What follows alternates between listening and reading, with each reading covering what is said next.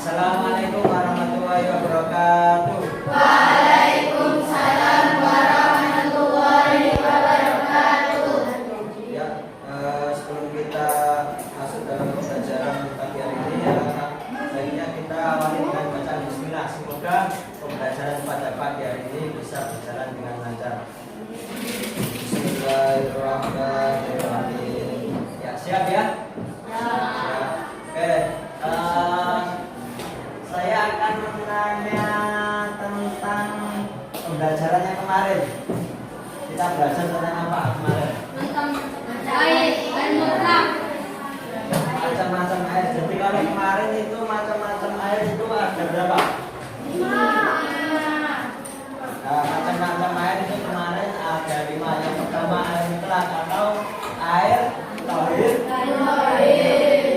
air yang suci dan mensucikan. Nah, air ini bisa digunakan bersuci dari najis dan hadas. Contohnya airnya apa?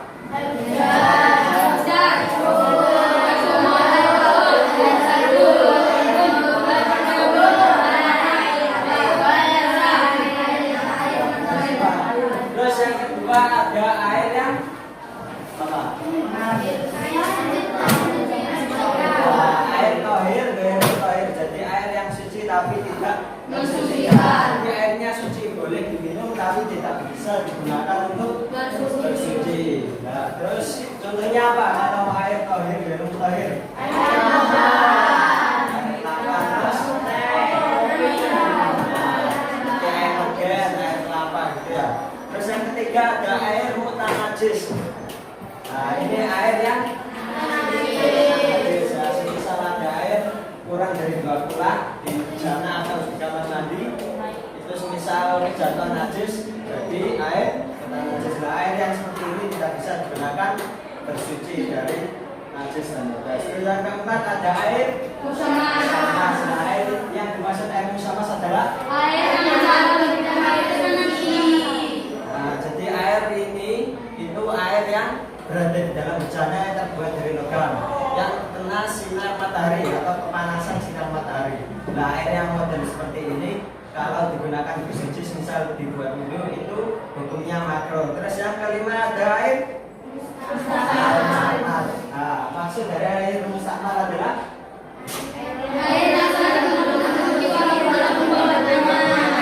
mustakmal, air yang telah digunakan bersuci. Nah, misal setelah wudu, air yang digunakan setelah wudu itu airnya namanya air mustakmal. Terus untuk pembelajaran pada pagi hari ini kita akan belajar tentang apa? Sikap muslim terhadap najis. Kalau kemarin kita bicara tentang hukum apa? Macam-macam airnya. Nah, ini kita sebagai seorang muslim bagaimana kita menyikapi apa? Menyikapi benda-benda najis. Jadi kalau kemarin misal kita terkena najis kan disucikan lah. Sebagai seorang muslim sikapnya bagaimana yang benar untuk menyikapi benda-benda najis? Kalau di buku halaman 13 itu yang pertama tidak menyentuh dan menggunakan barang najis. Jadi kalau najis itu sebaiknya dihindari. Kalau benda najis biasanya cenderung atau apa ya? Atau biasanya berhubungan dengan hal-hal yang kotor. Najis itu biasanya berhubungan dengan apa? Kotoran ayam, kotoran cicak. Nah, itu sebagai seorang muslim, sebagai muslim yang baik atau yang berilmu, kita disarankan untuk menghindari atau tidak menyentuhnya. Terus atau menggunakan barang najis. Jadi kalau barang najis itu yang tadi sebaiknya dihindari. Nah, walaupun begitu benda najis itu kan dihindari. Tapi kalau semisal kita menyentuhnya atau tidak sengaja menyentuhnya itu tidak berdosa. Hanya bagian atau tubuh kita yang terkena najis itu yang najis saja, tidak berdosa bagi orang muslimnya. Terus yang kedua tidak mengkonsumsi. Jadi kalau benda najis itu umumnya haram untuk dikonsumsi. Jadi semisal ada kotoran apa? Kotoran cicak cicak. Nah, katakan cicak dimakan. Nah, itu tidak boleh karena benda najis itu hukumnya haram untuk dikonsumsi. Nah, ini berdasarkan dalil atau dasar dari Al-Quran, surat Al-A'raf ayat 157. Itu dibaca bersama-sama. Bismillahirrahmanirrahim. Wa yuhillu lahumut thayyibati wa yuharrimu alaihimul khaba'ith. Artinya, dan yang menghalalkan segala yang baik bagi mereka dan mengharamkan segala yang buruk bagi mereka. Jadi kalau yang baik itu seperti makanan yang halal, jadi boleh dimakan karena baik untuk kesehatan. Terus yang buruk, nah ini buruk itu seperti kotoran itu kan kalau menurut kesehatan itu tidak baik, jadi tidak baik untuk tubuh, maka diharamkan untuk mengkonsumsi. Terus yang ketiga tidak memperjualbelikan. Nah ini kalau tidak najis itu haram hukumnya dijualbelikan.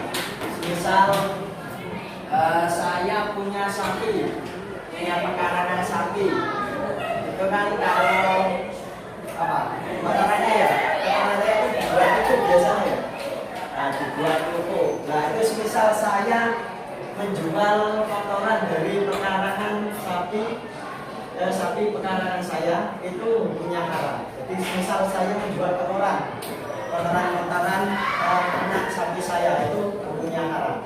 Nah bagaimana solusinya? Biasanya kan ada ya yang jual ternak itu kotoran ternak sapi, biasanya diangkat di truk, biasanya dibuat dibawa ke perkebunan untuk dijadikan. Nah itu semisal kita dihadapkan dengan model yang seperti itu, maka bagi muslim yang baik itu caranya bukan menjual kotorannya, menjual barang najis kotoran tadi, tapi kita itu akannya berbeda. Jadi semisal kita saya ya semisal yang punya kotoran sapinya, terus teman saya butuh kotoran sapi. Nah itu akadnya itu saya mengantarkan kotoran sapinya ke rumah teman saya yang butuh. Nah itu akadnya itu teman saya itu biar resah itu bukan membeli kotoran sapinya, tapi teman saya itu membayar, sama membayar saya itu membayar jasa orang yang mengangkutnya. Jadi bukan membeli kotorannya gitu. Jadi misal siapa? Kalau di sini ada Mas Zaki peternak sapi, misal kotorannya sapinya itu mundung-mundung di pekarangannya, di kandangnya. Terus Mas siapa?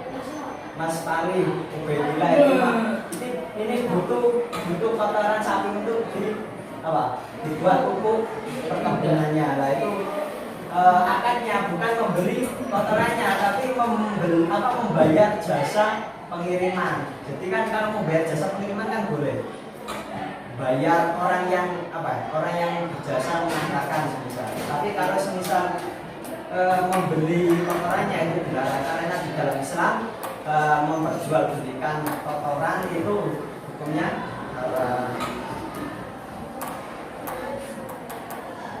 Ini berdasarkan hadis Bukhari nomor 282 yang berbunyi qala Allahu yaqulu inna wa lam mahar masyrubaha jamuru thumma ba'u fa'akalu salana.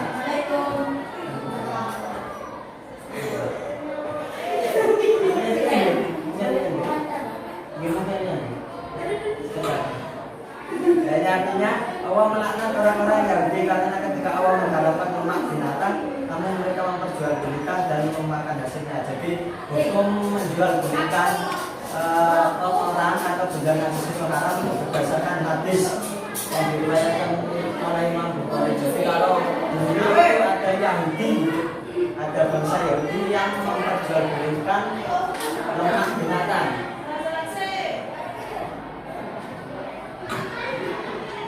Lemak binatang, karena lemak binatang tersebut sudah diharamkan Allah oleh bangsa Yahudi ini memperjualbelikan. Nah ini tidak diperbolehkan. Jadi itu ya penjelasan dari saya. Barangkali ada yang mau menyimpulkan ke depan. Siapa yang bisa menyimpulkan? Seperti kemarin, saya ada 2 buku. Kalau kemarin 1 buku, hanya 1 orang yang maju. Kalau sekarang 2, siapa yang mau? Berdua, dibaca, bukunya dibaca gak apa-apa. Ya, kurang 1. Sama-sama mundur. Saudara. Namanya siapa? Tasya. Panu, Pak, Panu. Bukan dijelaskan. Muslim terhadap benda-benda najis. Dalam benda-benda najis yang beberapa alat untuk membersihkannya, maka sikap orang Muslim terhadap benda-benda najis antara lain sebagai berikut.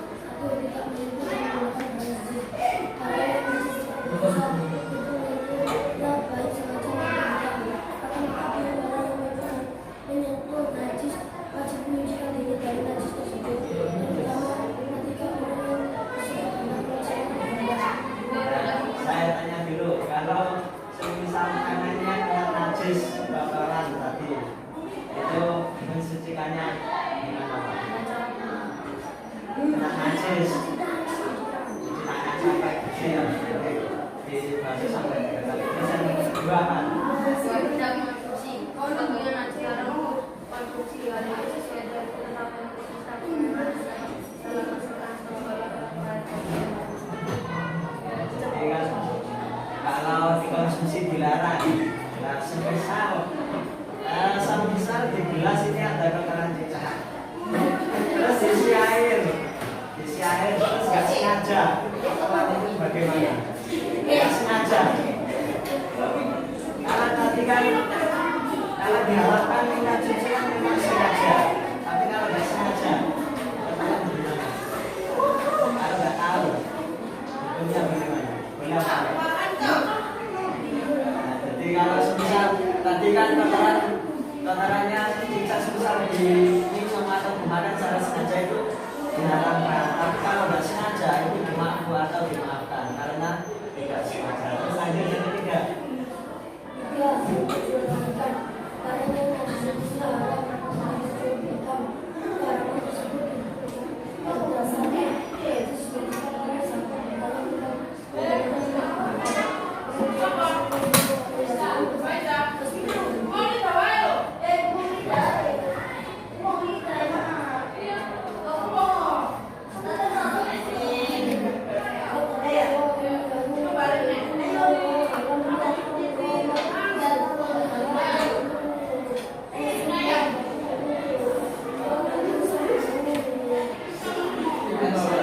Semisal tadi ya, kalau semisal nasinya punya kotoran sapi miliknya tadi, jadi dijual boleh apa enggak kotorannya? Boleh karena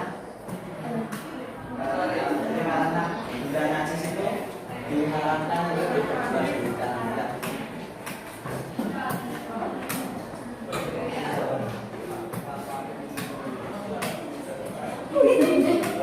Tepuk tangan deh.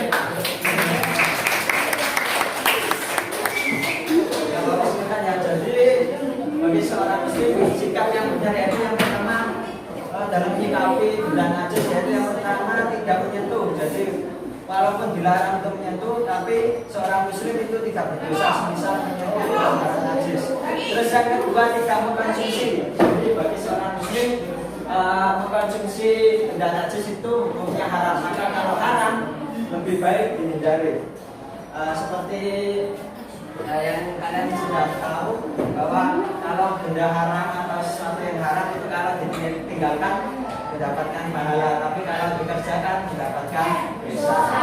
Terus yang ketiga tidak memperjualbelikan. Nah, jadi semisal punya kotoran sapi, kotoran ayam itu kan najis, maka bagi seorang muslim sikap yang tepat atau sikap yang benar itu tidak memperjualbelikan, karena memperjualbelikan benda yang haram atau kotoran sapi, kotoran ayam itu hukumnya haram. Ya, sekian dari saya pada pembelajaran pagi hari ini. Semoga apa yang kita pelajari pada pagi hari ini bisa bermanfaat bagi kita semua. Wassalamualaikum warahmatullahi wabarakatuh.